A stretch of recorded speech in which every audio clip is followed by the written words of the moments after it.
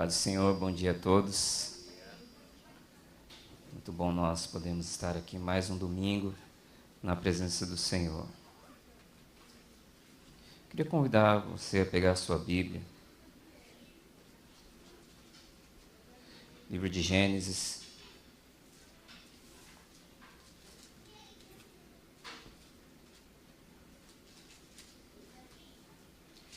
Livro de Gênesis, capítulo 22.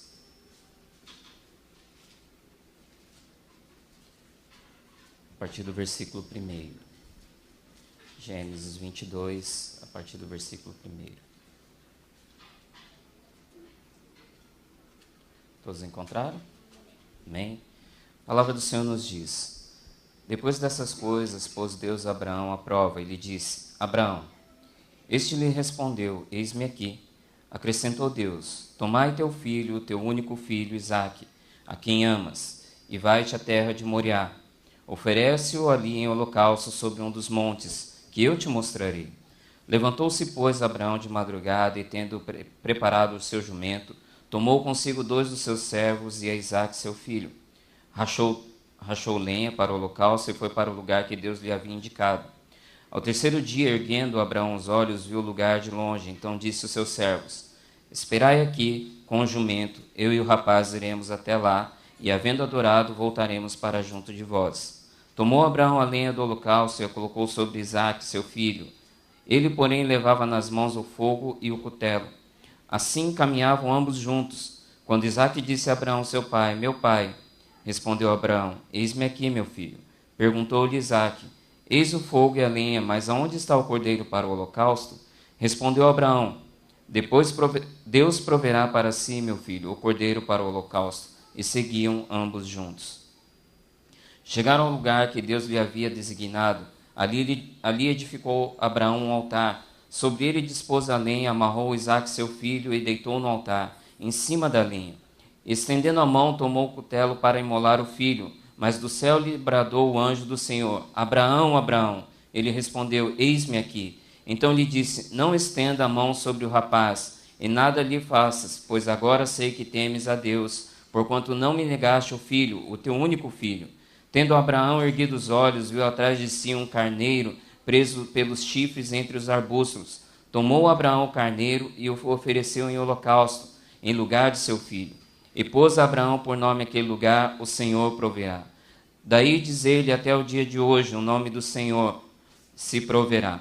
Então do céu bradou pela segunda vez o anjo do Senhor a Abraão e disse: Jurei por mim mesmo, diz o Senhor, porquanto fizeste isso, e não me negaste o teu único filho, que deveras te abençoarei e certamente multiplicarei a tua descendência como as estrelas dos céus e como a areia na praia do mar. A tua descendência possuirá a cidade dos seus inimigos.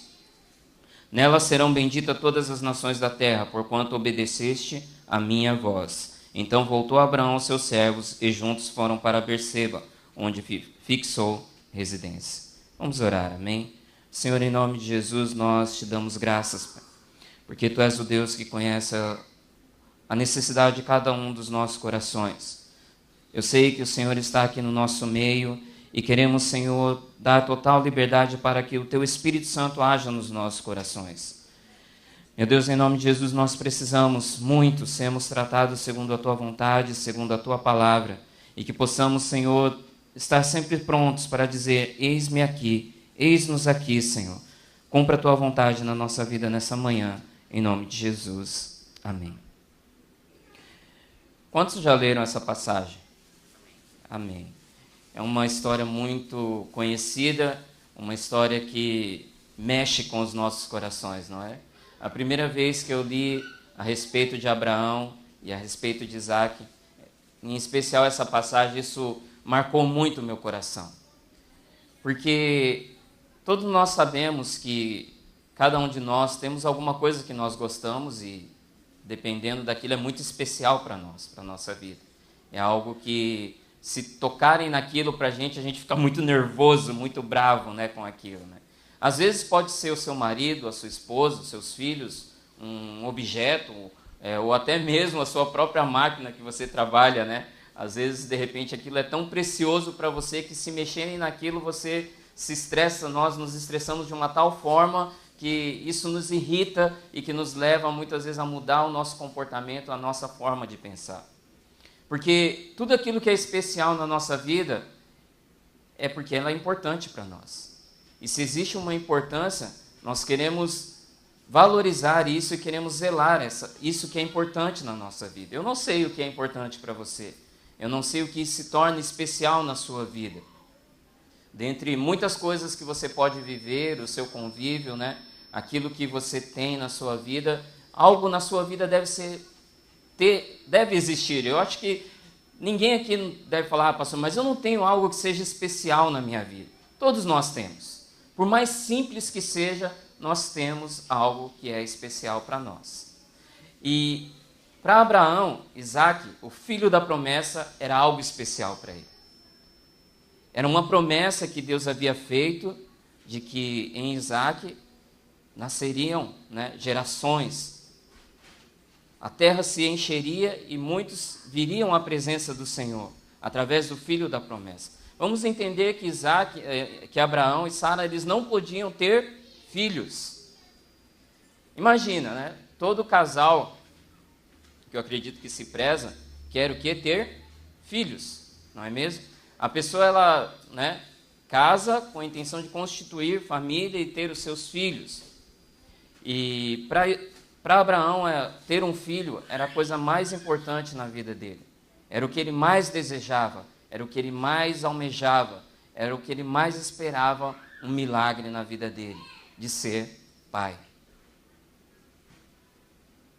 Era milagre, porque eles não podiam ter filhos.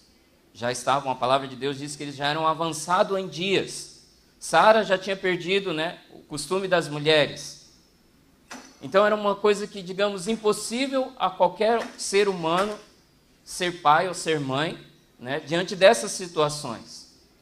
E às vezes, o que se passa no nosso coração, como filhos de Deus, é que muitas coisas são impossíveis de acontecer. Muitas coisas que nós sonhamos em Deus parecem ser impossíveis de serem realizadas.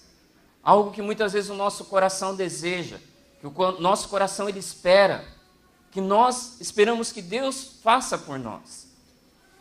E quando o anjo do Senhor ele veio para Abraão e falou que eles teriam um filho, Sara, ela simplesmente fez o quê? Ela riu, ela não acreditou.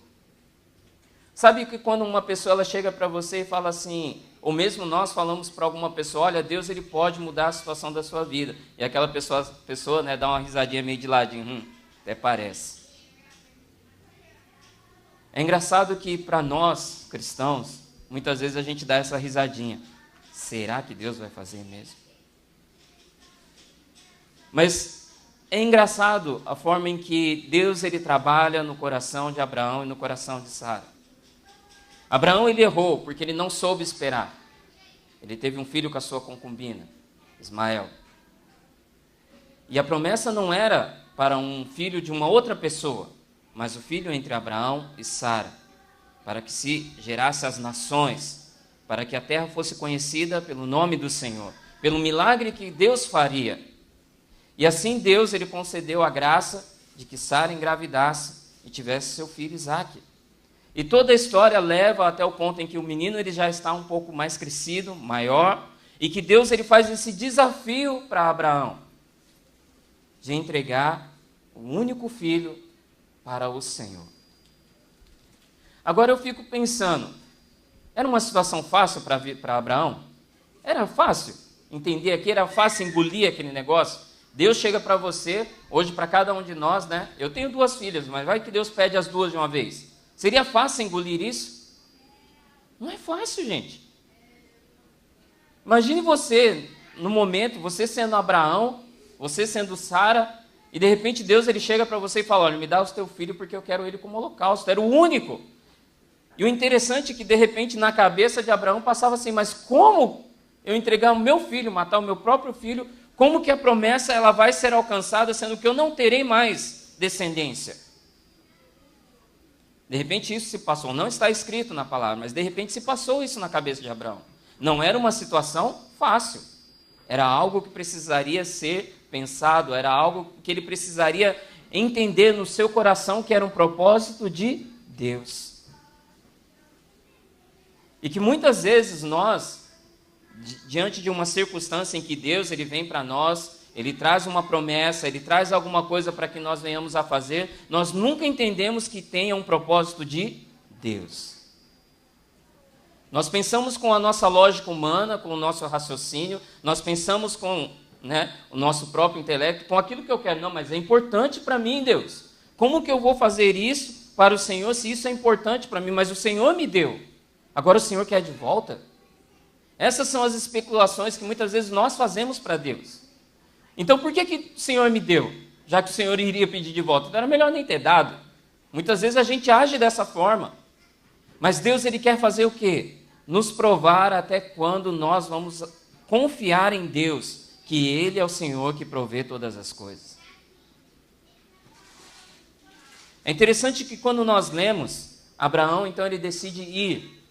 Ele acorda cedo, pega 2 dos seus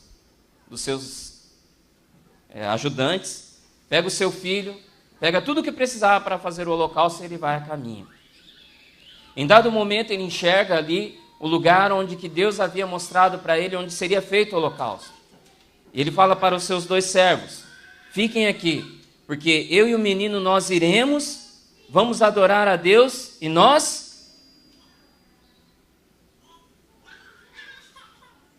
O que Abraão ele declara? Que os 2 voltariam. Ele não disse, depois de ter sacrificado meu filho, eu voltarei. Depois de termos adorado ao Senhor, nós voltaremos. Não é à toa que Abraão, em Hebreus, ele é descrito como o pai da fé. É muita fé, gente. Ele sabia que ele tinha uma responsabilidade e um dever de levar o filho até o alto do monte e matar o seu próprio filho. Mas a fé dele foi maior do que o medo. A fé dele superou todo o medo que ele tinha de perder o filho ou de perder a promessa. Sabe que muitas vezes, diante das circunstâncias que nós vivemos na nossa vida, a gente perde o quê? A nossa fé. É por isso que as coisas não acontecem. É por isso que os céus eles não se abrem. É por isso que muitas coisas na nossa vida não aconteceu ainda, porque nós perdemos a nossa fé. A nossa fé em Deus, diante de uma coisa que parecia ser impossível de acontecer. De Deus prover alguma coisa para ser sacrificado no lugar de Isaac. Mas Deus, assim como nós lemos, proveu o cordeiro para que fosse morto no lugar de Isaac. Toda essa representação já mostrava o quanto Deus ele ama aquelas pessoas que obedecem à sua voz. E o interessante é que todas as vezes que Deus chamava Abraão, ele não fechava os seus ouvidos. O que ele fazia? Eis-me aqui. Ele estava pronto, mesmo que a situação era difícil, mas ele queria ouvir de Deus. Ele esperava alguma resposta de Deus, ele esperava que alguma coisa mudasse, que Deus falasse, não precisa mais. Mas Deus, ele quer ver até quando a nossa fé, ela vai, até onde nós acreditamos no Senhor que Ele pode fazer todas as coisas. Em que Ele realmente é o Jeová Jiré, o Deus da nossa provisão, o Deus que provê todas as coisas para nós. É confiar que diante de uma situação que para nós era algo que nunca iria acontecer e veio acontecer, saber que Deus ele sempre está à frente. A gente enxerga o nosso dia, a gente não sabe o nosso futuro, a gente imagina como será o nosso futuro. Mas Deus ele conhece o meu futuro, o seu futuro, a sua vida, o que vai ser de você amanhã, depois de amanhã, daqui 1 ano, 10 anos, eu não sei. Mas Deus ele tem algo que é muito mais importante para você do que aquilo que você acha que é importante para a sua vida. Ele sempre vai ter alguma coisa. E por mais que ele venha pedir para você aquilo que é importante, creia que se você confia que ele é o Jeová Jiré, ele vai trazer a provisão para a sua vida. Ele vai trazer o cordeiro para ser colocado como holocausto. Mas uma coisa é importante para nós. Uma palavra que traz toda essa história na vida de Abraão, que marca e que me marcou desde quando eu li essa história, é a palavra obedecer. Obedecer a Deus, não importando o que Ele peça. Obedecer a Deus, não importando aquilo que Ele vai pedir para você. Gente, eu sei que é difícil, é muito difícil. Quando a pastora Malu estava grávida da Gabi, e já estava para ela nascer, e não foi algo muito fácil, foi meio complicado, né, a gestação. E chegou momentos assim em que, para a gente que é pai e que está vendo, né, a esposa sofrer, e acredito que a criança no ventre sofre também com tudo isso, você vê e você chegar ao ponto de que você pedir para que essa dor, aquele momento passasse dela para mim. Eu cheguei nesse ponto de falar, não, Deus, tudo que ela está sentindo passa para mim. Eu estou bem, eu estou com saúde, traz essa dor para mim, porque é aquela dor que a gente sente. Eu acredito que Abraão, ele queria, de repente, estar no lugar de Isaac. Não, eu já sou mais velho, deixa o menino é novo, a promessa é para ele, é para as gerações. Eu já estou muito velho, daqui uns anos eu vou morrer, deixa que eu morra. De repente se passou isso na cabeça. Eu acredito que a maioria de nós, quando vê o nosso filho sofrendo, a gente quer que a dor do nosso filho passe para a gente, não é mesmo? Você vê a criança com febre, quase 40 graus, chorando, você não sabe se está com fome, se está com dor, o que está se passando, e a única coisa que você pensa naquele momento, você olha para o seu filho, para a sua filha e pede para Deus, Deus, passa a dor dele, para mim. Eu não quero ver o meu filho sofrer. É esse sentimento que muitas vezes nós carregamos. E nós esquecemos que nós servimos um Deus que pode todas as coisas. De que você pode estender a mão para o seu filho, para a sua filha e naquele momento orar. Mas pastor, muitas vezes aquilo não acontece, a cura não vem. Mas Deus quer ver até onde você vai. A sua confiança. Em quem você crê. Aonde a sua fé está alicerçada. Se é em você mesmo ou se é em Deus. Obedecer a Deus não é simplesmente você vir à igreja. Obedecer a Deus não é somente você ler a palavra. Obedecer a Deus é você viver todo esse conjunto que está escrito aqui. É de que quando Deus chegar para você e te chamar, você poder dizer, eis-me aqui. Não tampar os ouvidos, não quero ouvir a voz de Deus, porque Deus vai pedir alguma coisa para mim hoje. Tem gente que é assim. Vocês lembram da história de Samuel? Estava deitado lá, Samuel, Samuel. E ele vai até Eli achando que Eli estava chamando ele.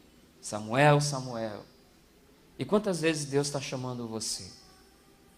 Quantas vezes Deus já te chamou? Eu costumo dizer que às vezes, né, ainda mais agora que está verão, a gente acorda na madrugada achando, nossa, está quente, né? Eu estou com a garganta seca, aquela vontade de tomar água, mas Deus está te chamando para ter comunhão com Ele e você não acorda. Levanta, vai tomar água e deita de novo. Poxa, agora está bom. Agora eu fiz o que eu queria, está bom. Mas é muitas vezes, no momento do nosso conforto, no momento de que está tudo bem na nossa vida, em que Deus ele vem para nós, Ele vem na nossa presença, e Ele vem muitas vezes pedir algo para nós, que realmente vai doer no nosso coração. Porque a gente não quer entregar. A gente não quer dar. A gente não quer oferecer para Deus.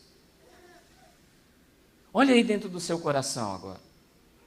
Quantas vezes Deus já pediu alguma coisa para você e você se negou a entregar para Deus? Eu não sei, pode ser qualquer coisa. Eu não enxergo o seu coração, mas Deus ele sabe.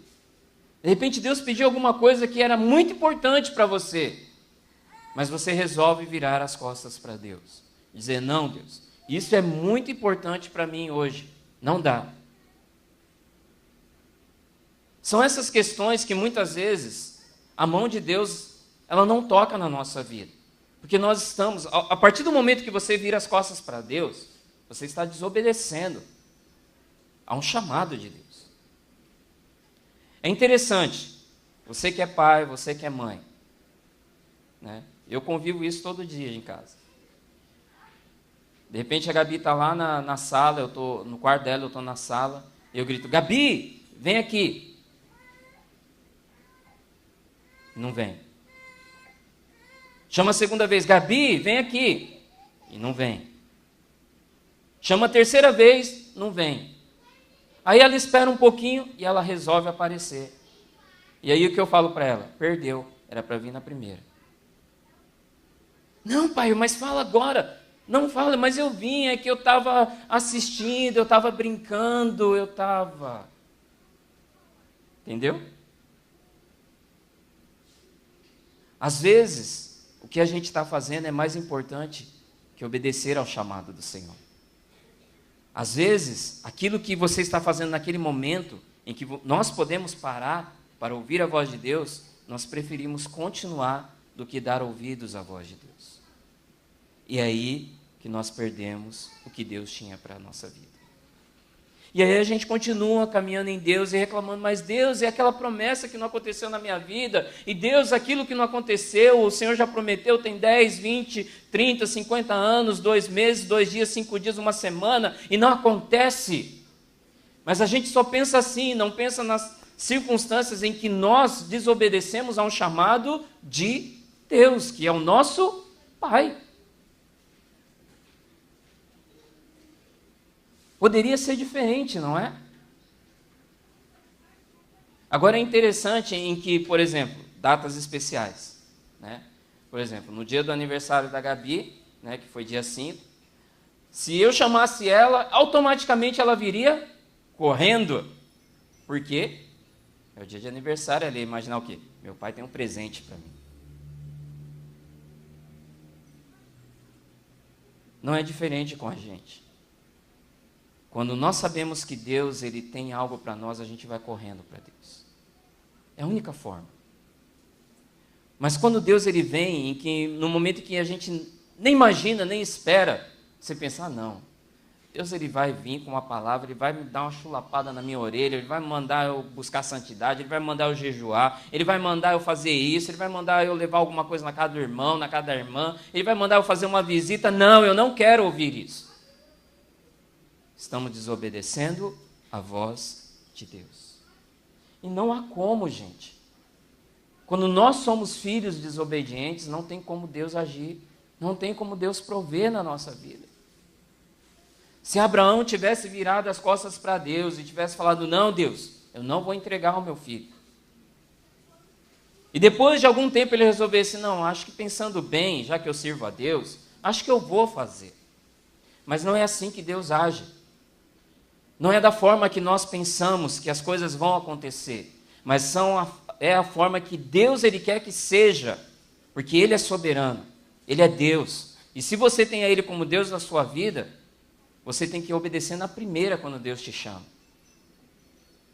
É como eu falo, né? Que Jesus está para voltar, eu quero ir de primeira classe, eu não quero ir de classe econômica.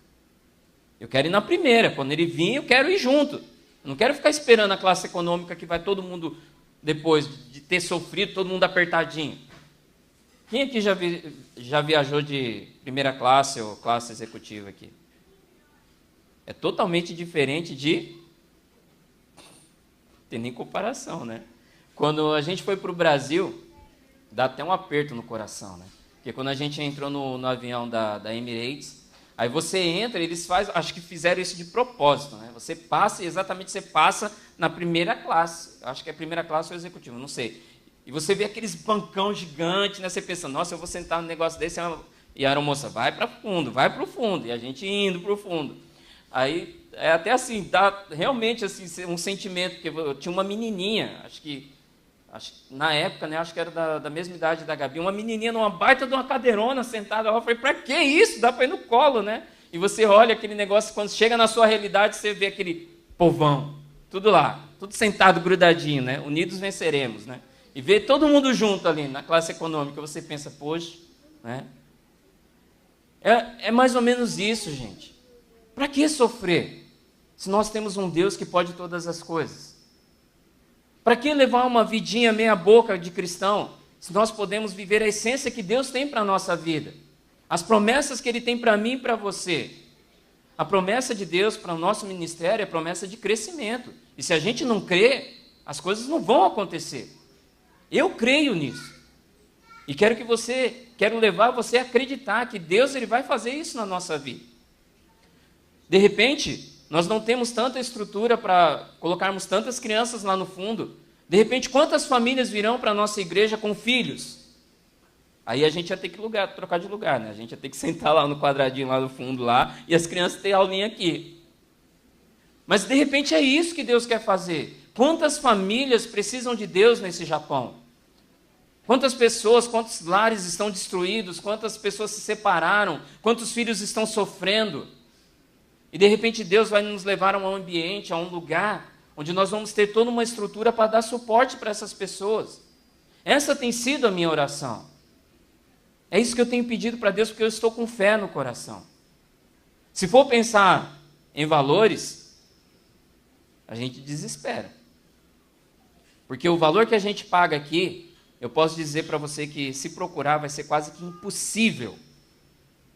Mas Deus é o Deus da provisão.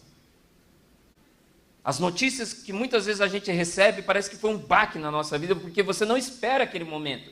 Você não espera aquela situação. Você não espera viver aquilo que você vai começar a viver. Que vão ser dias de realmente que você vai ter que pagar um preço, que nós vamos ter que pagar um preço, por aquilo que nós realmente desejamos e nós queremos e esperamos que Deus faça por nós. Não é sair desesperado também agora pegando qualquer coisa. Imagine se Abraão saísse desesperado. Não, meu filho não. Pega qualquer filho de algum dos servos aí. Não, vou matar Ismael que nasceu primeiro. Ninguém mandou ele nascer primeiro. Vou matar ele. Ia resolver alguma coisa? Não. Ismael ia morrer. Depois Abraão ia ter que matar Isaac. E não ia acontecer nada. Deus não ia dar o livramento. Deus não ia trazer a provisão. Sabe aquele momento em que a gente pensa, eu vou dar uma ajudinha para Deus. Tem muito crente que é assim. Vou dar aquela ajuda, aquele empurrãozinho para que Deus faça as coisas. Gente, isso não existe. Quem somos nós? Ainda que se nós tivéssemos tanto poder assim, quem somos nós para querer ajudar aquele que nos criou? Nós devemos ser o quê? Ajudados. Sempre por Ele. Não há como. As pessoas elas querem fazer, elas querem acontecer, mas muitas vezes a mão de Deus não está. É aí que muitas vezes a gente se frustra naquilo que a gente quer fazer, o que a gente espera, porque nós queremos, mas não é a vontade de Deus. Ainda que Deus queira realizar a vontade do nosso coração, mas primeiro tem que ser feita a vontade dEle. E de repente aquilo que está no seu coração, Deus Ele cobra de você. Não, eu quero exatamente isso que está no seu coração agora. Aí você pensa, não, eu não vou te entregar. Eu prefiro guardar 7 chaves. Mas de repente é aquilo que falta para que Deus abençoe a sua vida. Para que a provisão chegue na sua casa. Eu estou crendo que algo vai acontecer. Eu não sei o que é. Mas Deus, desde o começo do ano, Deus ele tem colocado algo em meu coração. Que está chegando o tempo da igreja crescer. E essa é a palavra que se você tem prestado atenção, essa é a palavra que está seguindo quase todos os meses. Quando não é pregado, Deus levanta alguém para falar isso no meio da igreja. E onde está a nossa fé diante da situação que nós estamos vivendo? Às vezes a gente olha, né, quantos bancos vazios. Às vezes a igreja está cheia, num domingo está cheia, no outro domingo não tem quase ninguém. De repente lota de uma vez, de repente não tem quase ninguém de novo. E a gente pensa, poxa, mas será? O que Deus tem para nós? O que Deus tem preparado? É acreditar, é ter fé. Existia um tempo aqui, gente, que eu vinha eu, pastora Malu e a Gabi, não tinha a Débora ainda, no culto de oração, era nós 3. E quando não dava para a pastora Malu vir com a Gabi, eu vinha sozinho no culto de oração. E pastor, você fazia o quê? Eu ligava o meu teclado, ligava o meu microfone e louvava a Deus e orava no microfone sem ter ninguém na igreja. Porque quando nós fazemos pensando nas pessoas, eu posso te dizer que você vai se frustrar um dia. Mas se você faz para Deus, você nunca vai se frustrar. Nunca, jamais. Era cômodo, ninguém queria vir, ninguém queria participar. Eu poderia orar na minha casa, no meu quarto, tranquilamente, sem precisar sair de casa, gastar gasolina de vir lá de Goiânia até aqui. Mas não, Deus falava, vai. E eu obedecia a voz de Deus, eu vinha. E, gente, era um momento tão bom. Era como que se a igreja estivesse lotada de pessoas.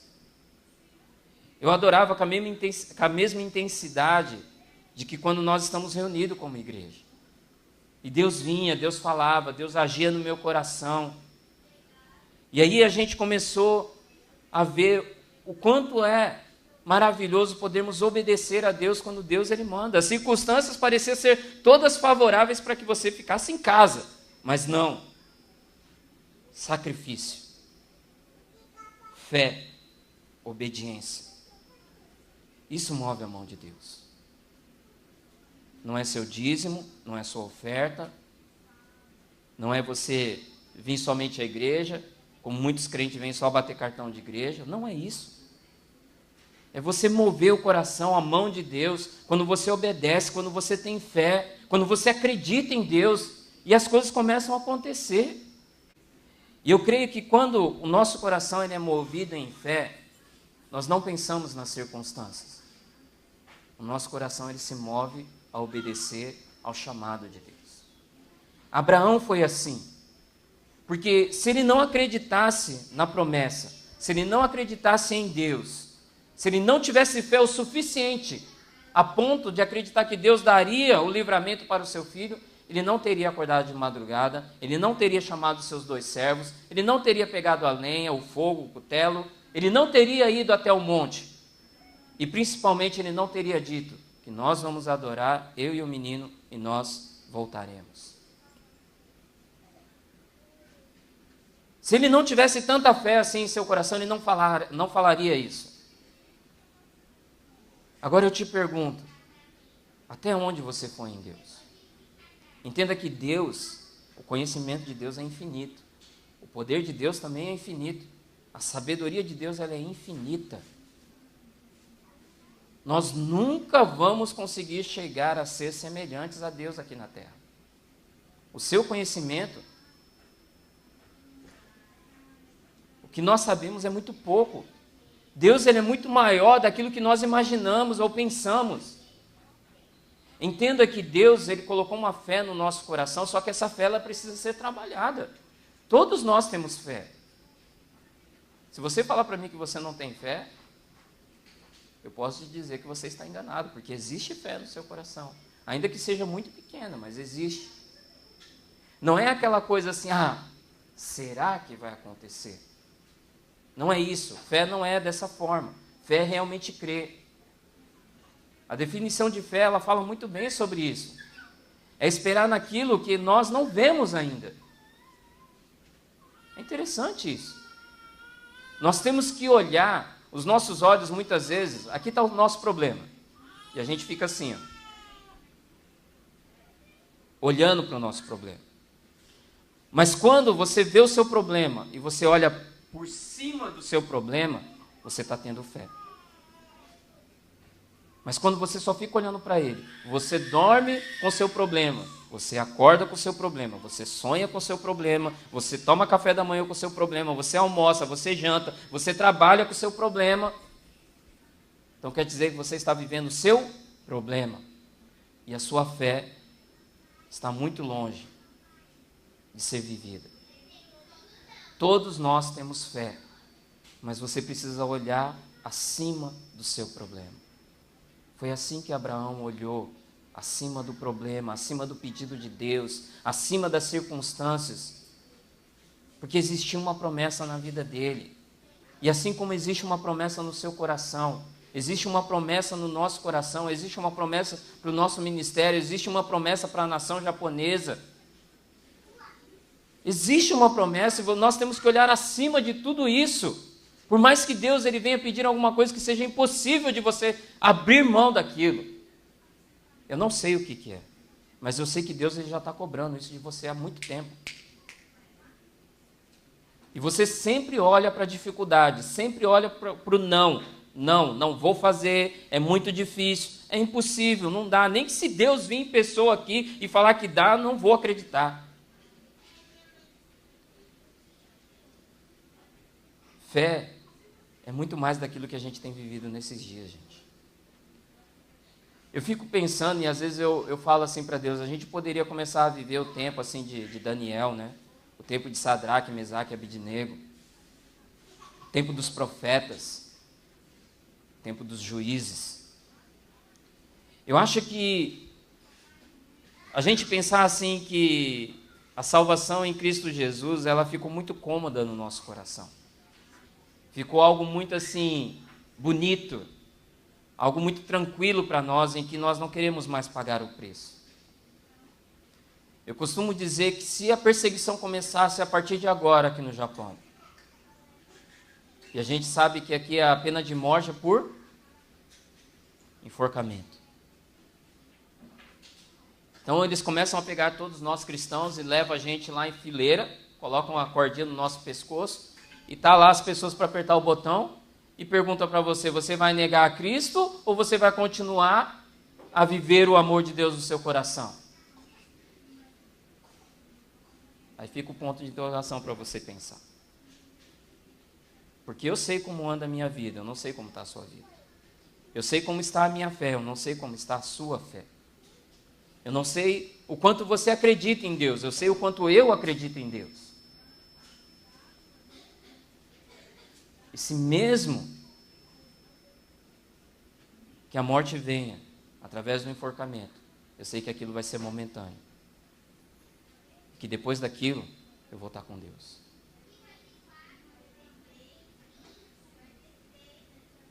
É difícil viver situações dessa forma, em que você tem que entregar, de repente, o seu próprio filho, a sua própria filha.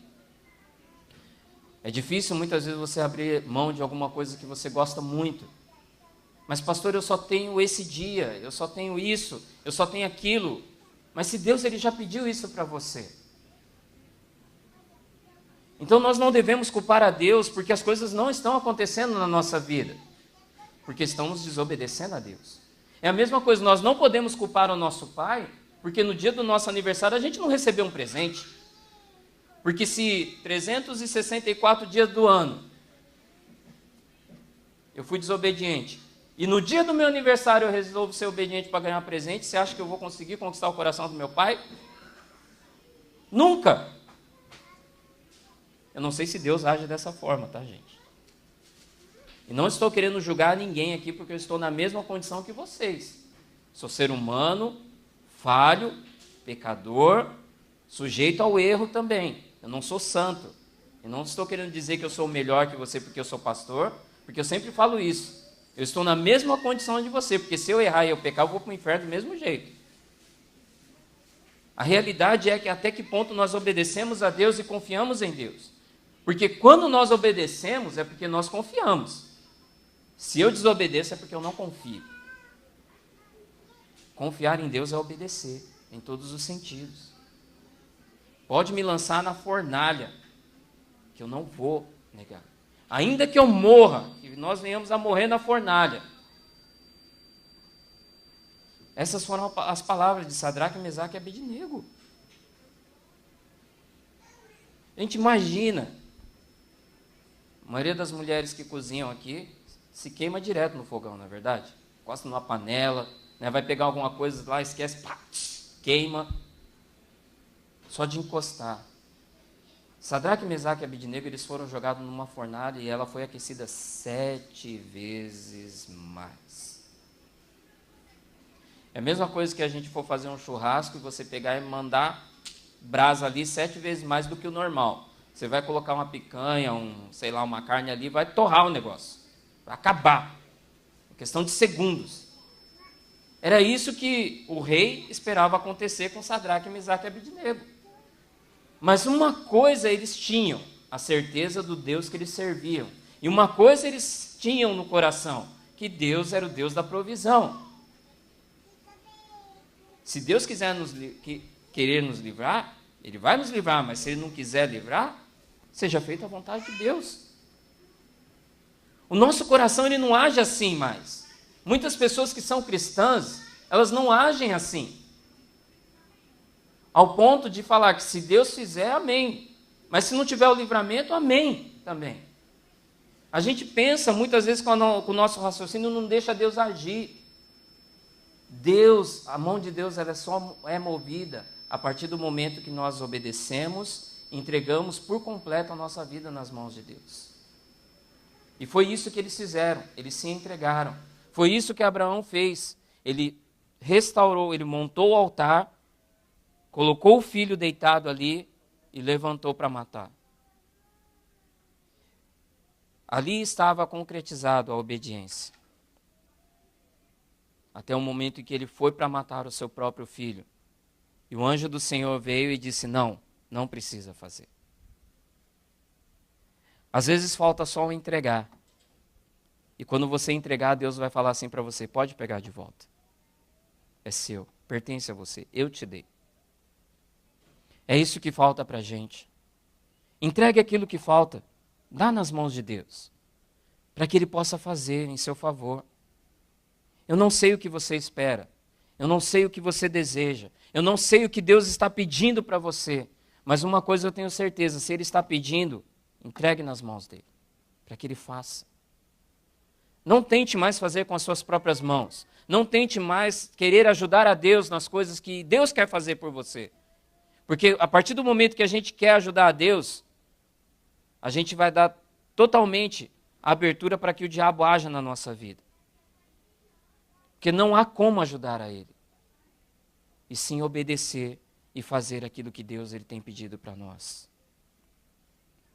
Faça. É simples, é uma coisa fácil. Deus, Ele é como um pai, assim como eu e você, como uma mãe, que espera entregar alguma coisa para o seu filho. Deus, Ele está sempre pronto a nos abençoar. Mas só há uma maneira, através da obediência, a obediência dos seus filhos, de você obedecer. Quando Deus te chamar, quando Deus nos chamar, diga, eis-me aqui, Senhor. Não pense, mas o que será que Deus ele vai pedir agora para mim? Deixa Deus falar. De repente Deus ele não vai pedir nada, Ele só quer conversar com você. Ele quer ver como você está, se está tudo bem com você. E aí de repente Deus ele vai falar, não, agora pode. Pede para mim o que você quer. Pede aquilo que você deseja. E se for da vontade dele, Ele vai realizar. Quer seja livramento, quer seja bênção material, quer seja emprego, quer seja qualquer coisa, filhos, casamento, eu não sei, mas Deus ele pode fazer. Deus ele é soberano. Deus ele é único, Ele conhece a necessidade no nosso coração, ainda que você não peça. Fala, Deus, eu não tenho nada para pedir. Mas Ele conhece, Ele sabe aquilo que você precisa. E Deus ele vai trazer para você. E Ele vem com a provisão, quando nós confiamos, quando nós temos fé, quando Deus ele vem e pede, fala, olha, dá o que você não tem. E você dá aquilo. Às vezes é tão pouco. Às vezes você está lá com os seus 2 últimos copos de arroz para comer naquele dia. E Deus fala para você, olha, pega esses 2 copos e dá para tal pessoa. E quando você resolve isso, Deus vem te dar 20 quilos depois. É assim que Deus faz. É você acreditar. Quando vai faltar para você, é saber que Deus ele vai agir na sua vida. Quando que Deus provê alguma coisa? Quando nós temos tudo?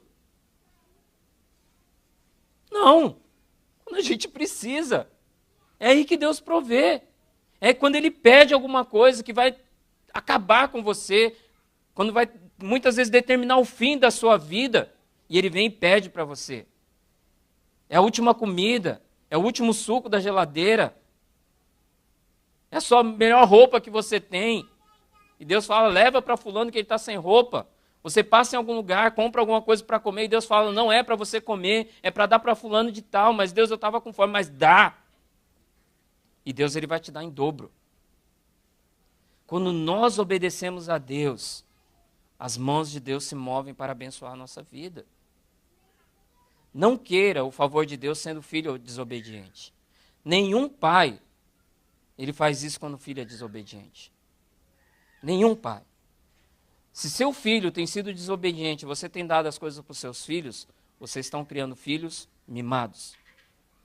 Filhos que vão crescer desobediente, esperando sempre receber alguma coisa diante da sua desobediência. E Deus, ele não é assim. Deus, ele não age assim. Deus ele não abençoa filhos desobedientes. Deus ele somente abençoa aqueles que obedecem ao seu chamado. E Deus ele está nos chamando como igreja a viver esse tempo de obediência, esse tempo de fé, esse tempo de acreditar. É ano de aliança. E quando nós fazemos aliança, muitas coisas podem acontecer. Muitas coisas podem acontecer. Quando nós casamos, muitas coisas começam a quê? Mudar. Primeira coisa, se os dois moram separados, vai ter que ter mudança para morar junto, não é? Algumas características na vida da pessoa, elas começam a ser mudadas diante da aliança que foi feita. Porque queremos agradar um ao outro, para que se complete o nosso casamento. E a nossa vida cristã com Deus, ela não é diferente.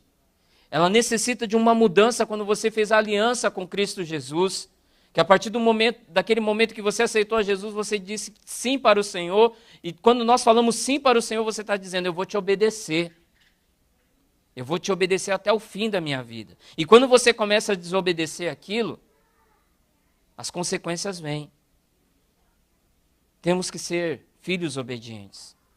Os nossos ouvidos, eles têm que estar atentos à voz de Deus. Eis-me aqui, Senhor.